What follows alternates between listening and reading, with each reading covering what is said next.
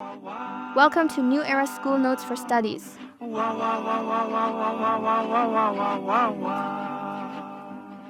Imagine for a moment you're trying to get your head around a really complex issue. Could be anything, right? A new policy, maybe some science stuff. You want to understand. But the actual words being used feel like, I don't know, a locked door, a barrier. It's frustrating. But then flip that.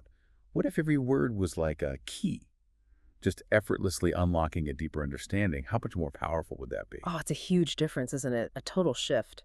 When language helps instead of hinders, you can really, truly get something. The potential just skyrockets. Absolutely. And that power, that transformative potential of language, well, that's what we're diving into today. We're doing a deep dive looking at this incredible resource focused on exactly this challenge, this opportunity, but specifically in Malawian secondary schools. The document's called Essential Vocabulary for Malawian Secondary Students, 50 Critical Words for Forms 1 to 4 Success. Right, and this comes from the Malawi Institute of Education. That's their national curriculum center.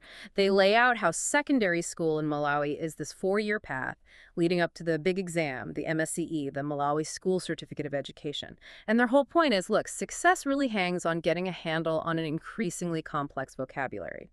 What's really neat is how targeted they are, specific words for specific stages. So that's our mission today, really, to unpack how focusing on the right vocabulary can be maybe a shortcut to being properly informed. And okay, yes, it's focused on Malawi, but the lesson feels universal. For anyone trying to master something new, we'll explore how these specific words, and this is key, anchored in vivid Malawian examples, build understanding right from the basics up to critical thinking. It's not just definitions, it's about getting insights into academics, social issues, the economy, politics, all connected to the local scene. Okay, so let's start at the beginning. Part 1. Building that foundational understanding. This is aimed at Forms 1 and 2 students. What's the main goal here? Exactly, forms 1 and 2. The idea isn't just, random words. It's about giving them the essential tools they need just to follow instructions in class, to actually engage with the material in their subjects, and of course, to start prepping, even subconsciously, for those MSCE exams down the line. So yeah, the focus is foundational words: academic, social, scientific, economic, political. But the magic ingredient, really, is that every single one is illustrated with a Malawian example. That local context. Yeah. It makes such a difference, doesn't it? It takes it from abstract to real. So what kind of academic foundations are we talking about? Precisely. Take a word like analyze. Define as, examine carefully to understand. Yeah. Example, students must analyze the causes of soil erosion in the Shire Valley before proposing solutions. Attack the Shire Valley. That's a major agricultural area. It's immediate. It's relevant. So they're not just memorizing analyze. They're learning to think like, well, an environmental scientist about a real problem nearby. That's way more effective than some generic sentence. Yeah. Okay, and what about comparing things? That's always crucial. Definitely. So they introduce contrast, meaning show clear differences. The example suggested is, the essay should contrast life in rural Machinji with urban life in Lilongwe. Machinji, known for being rural, agricultural; Lilongwe, the capital city. It helps them articulate the big shifts happening in their own country, urban versus rural. And pulling out the main points, summarizing. Yes, summarize. Give a brief account of the main points. The illustration for this one is great. Summarize the main arguments presented in the debate about expanding tobacco farming in Kasungu district. Kasungu is a huge tobacco area, so this word helps them boil down complex, real, local debates. It prepares them for trickier topics later. You see how it builds a toolkit? I do. It's practical. Okay. Shifting gears a bit, what about the social and cultural side? How does vocabulary help there? This is where it gets really tangible, connected to their society, like the word diversity, existence of many different types within a group. The example points straight to Malawi's own cultural mix, evident in the coexistence of Chewa, Tumbuka, Yao, and other ethnic groups. It's not theoretical, it's their daily reality. And identity, defining what makes something unique. Yeah, for that one, they highlight the Gula Wamkulu dance. It's described as an important part of Chewa cultural identity in central Malawi. That's a direct line to their heritage. Powerful stuff. Very. And what about tougher social concepts, like prejudice? Right. Discrimination. Unfair treatment based on prejudice. Yeah. Here, the source links it to the Constitution, specifically mentioning the prohibition against it, ensuring equal opportunities for girls to attend Chancellor College. Chancellor College is a major university there, so it grounds this abstract legal idea in a really important principle for Malawi about equal opportunity. So it's not just understanding society, but also their environment. What terms connect them to the natural world around them? Super important. Take ecosystem, a community of living organisms interacting with their environment. The example is fantastic. The Lake Malawi ecosystem supports over 1,000 species of cichlid fish, many found nowhere else in the world. That specific detail makes the unique biodiversity real for them. It really brings it home. And sustainability, that's a big global word now. It is, and they make it local. Defined as meeting present needs without compromising future generations' ability to meet theirs, the connection. The sustainability of fishing in Lake Chilwa depends on managing the seasonal cycles and preventing overfishing. Lake Chilwa is crucial for livelihoods. So sustainability isn't just jargon, it's tied directly to their economic future, environmental care. Okay, we've touched on academic, social, environmental foundations. How about the economy? How do these early words prepare them for that? Essential building blocks for economic literacy. Consider infrastructure, basic facilities and systems. The example shows the impact. Improving road infrastructure between Lilongwe and Mzuzu will boost economic development in the northern region. And you can immediately picture it, right? Roads connecting places, helping the economy. It makes an abstract concept very concrete. And what about something like inflation? That can feel pretty technical. Yeah, it can. It's defined as a general increase in prices, but they make it relatable. High inflation rates in Malawi make it difficult for families in Indirande Township to afford basic necessities. Indirande is a big township in Blantyre. Suddenly, inflation isn't just a graph. It's about affording food, impacting their families. It's early financial awareness. It's very effective. And then there's the positive side. Absolutely. Entrepreneurship. Starting and running a business, taking risks. The example used is really uplifting. Young entrepreneurship programs in Mzuzu are helping graduates start small businesses instead of seeking formal employment. It frames it as a solution, empowering young people, gives them the language to think about creating opportunities. Okay, last area for this foundational stage. Politics and governance. What words are key here? This connects them right to civic life. Democracy, for example, system where people choose their government through voting. It's grounded specifically in Malawi's transition to multi-party democracy in 1994 and established regular elections. It links the word to their own recent national history. Makes it very real. And holding power responsible. Exactly. Accountability. Responsibility to explain actions and accept consequences. The illustration involves government ministers having to answer questions in Parliament about spending on the Assange Port project. The Assange Port is a major talked about project, so accountability isn't abstract. It's about specific projects, public money, real questions. And being open about things. That's transparency, openness, and honesty. They mentioned the Anti-Corruption Bureau's role, promoting transparency by investigating officials suspected of misusing public funds. What's so effective is how these aren't just dictionary entries. They're entry points into understanding how Malawian society functions, their rights, their responsibilities. Totally. It's like giving them the operating manual for their own country. But that's just the start, right? Forms 1 and 2. Yeah. As they move to Forms 3 and 4, things get more complex. Critical thinking, research, getting ready for those big exams.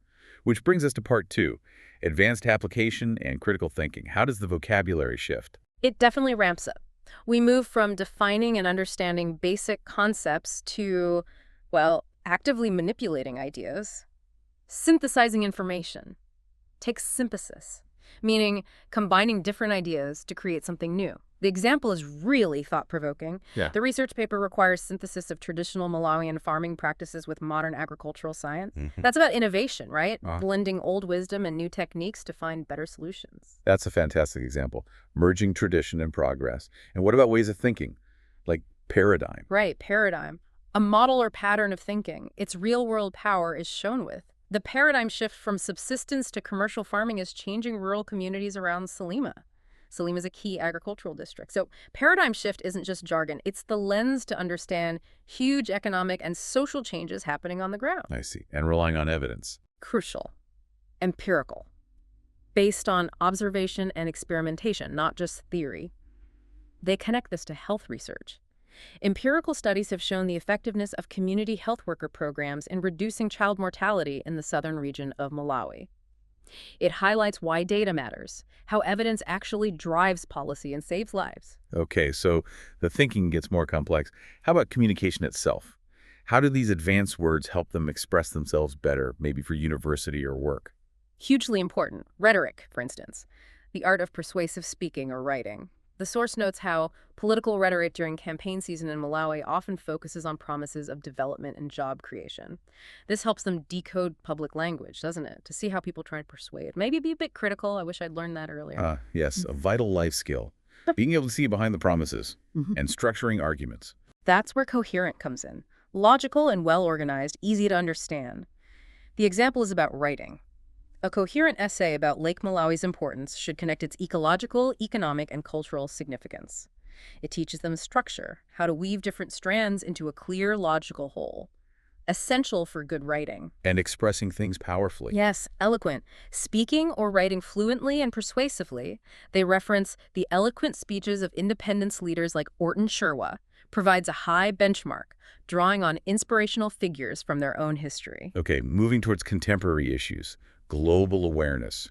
What words help students grapple with today's world, especially in Malawi? Words like urbanization, growth of cities as people move from rural areas. The example points to the real challenges. Rapid urbanization in Blantyre has created challenges in providing adequate housing and sanitation services. Blantyre being the commercial hub, it helps them understand the pressures that come with these demographic shifts. Infrastructure, services. Makes sense. And new ideas, new tech. Innovation. Introducing new ideas, methods, technologies. This gets tied to a definite success story. Innovation in mobile money services like Airtel Money has improved financial inclusion in remote areas of Malawi. It shows how creativity, often technological, can solve real problems like banking access in remote places. That's a great positive example. What about dealing with hardship? Resilience. Ability to recover quickly from difficulties. This is powerfully connected to lived experience. Community resilience in Sanje district helps families cope with annual flooding along the Shire River. Then Sanje faces this regularly. So resilience isn't just a buzzword. It describes the incredible strength communities show year after year in bouncing back from disasters. It validates their experience. Wow, that's profound. Okay, finally in this advanced part, ethics and values. Seems crucial. Absolutely. Core stuff for citizenship, integrity, honesty, and moral uprightness. It's applied very practically. Professional integrity requires doctors at Kamuzu Central Hospital to always put patients' welfare before personal gain. Kamuzu Central, a major hospital, it sets clear ethical standards for future professionals. Very direct. And understanding others' feelings. Empathy, ability to understand and share the feelings of others. And crucially, it's linked to local values. Showing empathy toward orphans and vulnerable children reflects the Ubuntu values deeply rooted in Malawian culture. Ubuntu, that philosophy of interconnectedness, community. It anchors this universal value in their specific cultural context. You can really see the progression, can't you? From understanding basic terms to grappling with these complex, nuanced ideas. It's like scaffolding for the mind. It really is a clear path laid out. Which brings us nicely to part 3, the broader impact. Why should this specific focus on vocabulary in Malawi matter to, well, to you listening right now? It's a great question. Because while we've been deep in the Malawian context, the underlying principle is totally universal. This is about how targeted language learning empowers anyone, anywhere. It's cognitive fuel. Right, because fundamentally, strong vocabulary drives better academic performance, period. Doesn't matter the subject. If you can grasp complex texts, if you can articulate your ideas clearly, you're just set up to learn better, to perform better, in school, at work, anywhere. Exactly. And that advanced vocabulary, it directly builds sophisticated analysis and evaluation skills. Critical thinking. These aren't just school skills.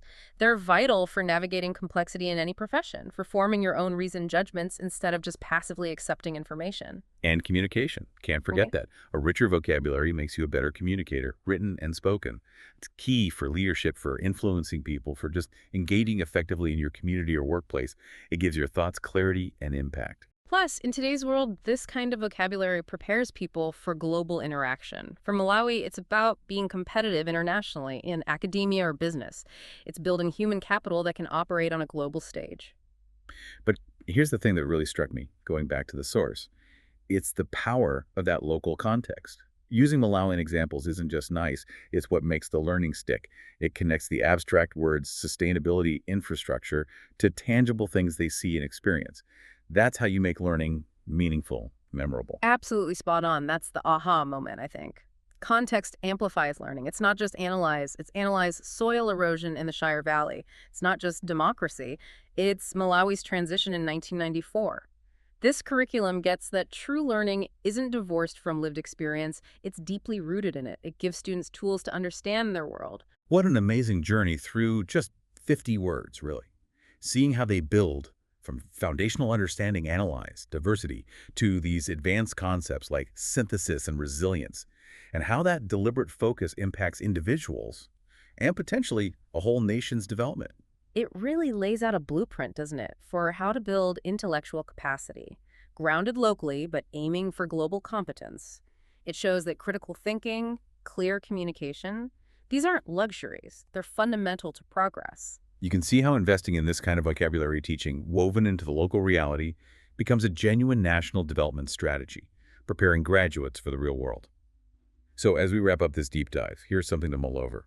If mastering a specific vocabulary can be so crucial for a nation's future, what essential vocabulary might you need to master right now to truly excel in your field? Or maybe to contribute more effectively to your own community in this complex century? Think about it. The words we command really do shape the understanding we can reach, and maybe even the impact we can have. Thank you for watching. Don't forget to subscribe and follow. We are also on Facebook and TikTok. Just scan the QR. This is Victoria signing out. Peace.